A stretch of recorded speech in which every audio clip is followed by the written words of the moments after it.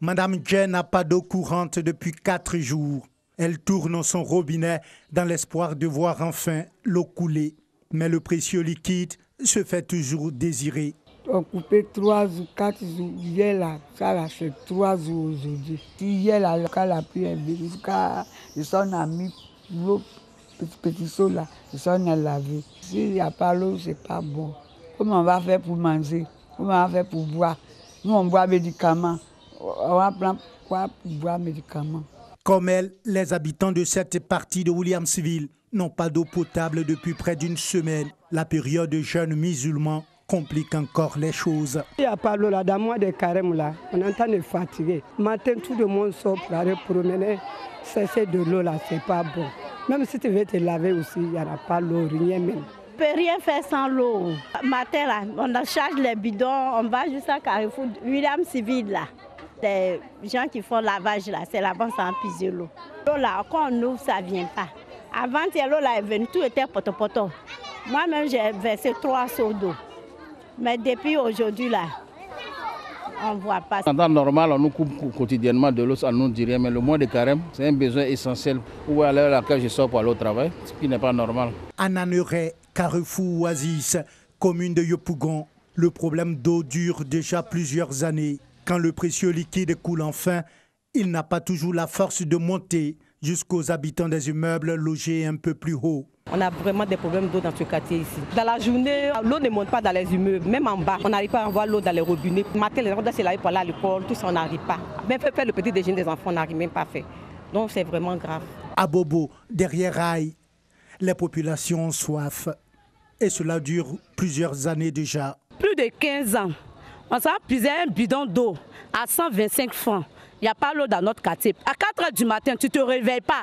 À partir de 6 h, tu n'as plus d'eau. Souvent, même, on peut faire 2 jours même sans se laver. S'approvisionner en eau potable est un défi pour les habitants, surtout en cette période de jeûne. Ça nous complique. Parce que tu n'arrives pas à couper ton carême bien. Sans l'eau, on ne peut rien faire. Si ce n'est pas la saison de pluie là, qui nous a sauvés dans 2 jours là. Sinon, on ne gagne pas l'eau. Les femmes qui vont se déplacer, elles aussi, elles sont en carême. Pour aller prendre l'eau, déplacer, vraiment, ça nous pose beaucoup de problèmes. On souhaite que le gouvernement nous aide. Bien que l'État ait investi des milliards de nos francs pour augmenter la production d'eau et réhabiliter le réseau de distribution, l'accès à l'eau potable reste encore un casse-tête pour de nombreux habitants d'Abidjan, la capitale économique de la Côte d'Ivoire.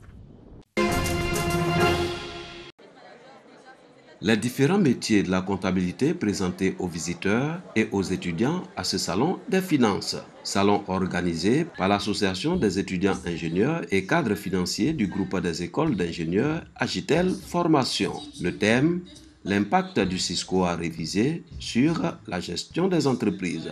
C'est un problème que les entreprises ivoiriennes rencontrent et nous on se fait fort de leur montrer qu'on le comprend et qu'on sait à quoi est-ce qu'ils sont confrontés, qu'on peut y apporter des solutions. Ce salon nous donne l'opportunité en tant qu'étudiants de montrer notre savoir-faire, nos compétences au monde professionnel. Et ça apparaît aussi comme une journée d'orientation pour les élèves des collèges et lycées ou pour d'autres qui ne savent pas encore comment s'orienter. Le monde de la finance est un monde dans lequel on ne se trompe pas.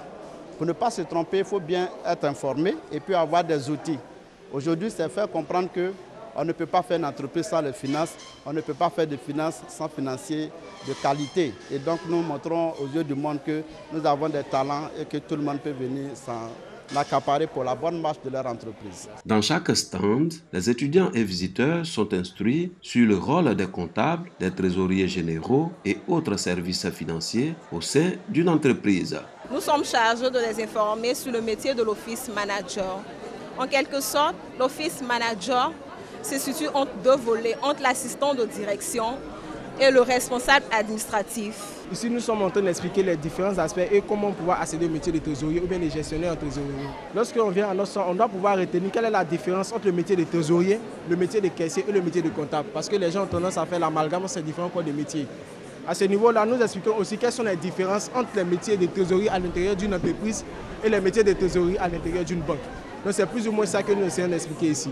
Cette initiative s'inscrit dans la valorisation et la promotion du métier des finances. Elle est perçue comme une opportunité par les participants. C'est une journée qui m'apporte beaucoup de choses parce que j'ai visité un stand où je ne connaissais pas le métier, conseiller du patrimoine. Ça, je ne savais pas qu'un tel métier existait.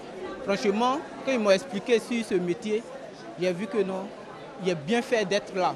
Je suis impressionné par d'abord l'initiative prise par les étudiants pour rendre visible leur formation auprès des entreprises. Deuxième chose, j'ai testé un peu, écouté les étudiants, ils ont une grande culture au niveau des finances. Ils connaissent les compétences liées au métier des finances. Vraiment, je les encourage. Ils n'ont qu'à persévérer pour faciliter leur employabilité future. Le Salon des finances du groupe des écoles d'ingénieurs est à sa 8e édition en 2018. Il constitue un cadre idéal d'échange pour les étudiants ingénieurs et cadres financiers en vue d'approfondir leurs connaissances sur les métiers des finances. Le développement de l'indénié du Hablin au cœur de la première session du Conseil régional de cette partie de l'Est du pays.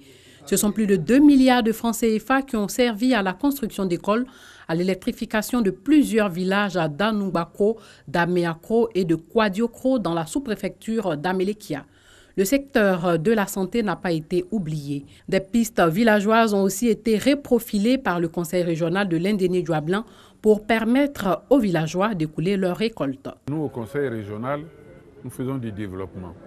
Nous aidons tout ce qui est à l'intérieur du pays. Vous voyez le nombre de collèges que le Conseil régional a construit, le nombre de villages qui ont été électrifiés, le nombre de villages qui ont eu l'eau, le nombre de sous-préfectures, de préfectures et autres qui ont eu des écoles.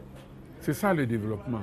L'insécurité est grandissante et en particulier dans l'indénié du Hablin, nous assistons ces derniers temps beaucoup d'insécurité, des coupeurs de route un peu partout et des enlèvements de personnes, même âgées, pas d'enfants. Et tout cela concourt à créer une perturbation au niveau de la population de l'indénié du Hablin. Pour lutter contre l'insécurité à Abengourou, une unité du CCDO sera opérationnelle la fin mai 2018, selon le directeur de la police nationale. Autrefois colonie britannique, le Nigeria est devenu indépendant le 1er octobre 1960. La nouvelle République du Nigeria était une fédération composée de 4 provinces, dont l'Eastern Region qui fera sécession 7 ans plus tard. Le pays compte 3 ethnies dominantes, les Hausa au nord, les Yoruba dans le sud-ouest et les Igbo dans l'est et le sud-est. Le nord islamisé vivait mal la domination d'un sud majoritairement christianisé et dont la population largement scolarisée monopolisait les emplois non agricoles. Ces antagonismes ethniques vont aller s'accentuant après l'indépendance. Des massacres visant notamment les chrétiens installés dans le nord se sont traduits par l'exode de 2 millions de réfugiés Igbo en 1966. C'est à la suite de ces événements que la province orientale décréta sa sécession le 30 mai 1967, sous la direction de son leader, le lieutenant-colonel Odumegwu Emeka Ojukwu. Le nouveau territoire a pris le nom de Biafra, avec pour capitale Port-Harcourt. La portée du conflit qui s'ensuivit déborda rapidement les frontières du Nigeria en raison des appuis internationaux dont bénéficiaient les belligérants. La lutte politique des Igbo contre le gouvernement fédéral avait un enjeu économique. L'Eastern Region comptait à cette époque environ 14 millions d'habitants, soit moins d'un quart de la fédération nigériane, mais elle en était la partie la plus riche grâce à ses gisements de gaz naturel, de pétrole, de charbon et ses exploitations de bois tropicaux. C'est d'ailleurs au Biafra que se trouvaient les 4/5 de la richesse pétrolière nigériane dont la production en 1966 atteignait 400 000 barils par jour. À la veille de la guerre civile, 3 sociétés pétrolières se partageaient l'exploitation du pétrole nigérian. Selon la presse de l'époque, les tractations étaient en cours entre la société française et les sécessionnistes pour l'attribution des droits exclusifs d'exploration et d'extraction du pétrole au Biafra. Les sécessionnistes étaient soutenus par la Chine, le Portugal et une poignée de pays africains. Le Royaume-Uni, l'Union soviétique et les États-Unis ont soutenu le gouvernement fédéral au nom de l'intangibilité des frontières héritées de la colonisation. Leur aide militaire au gouvernement central nigérian a contribué à la victoire finale de Lagos sur l'État sécessionniste.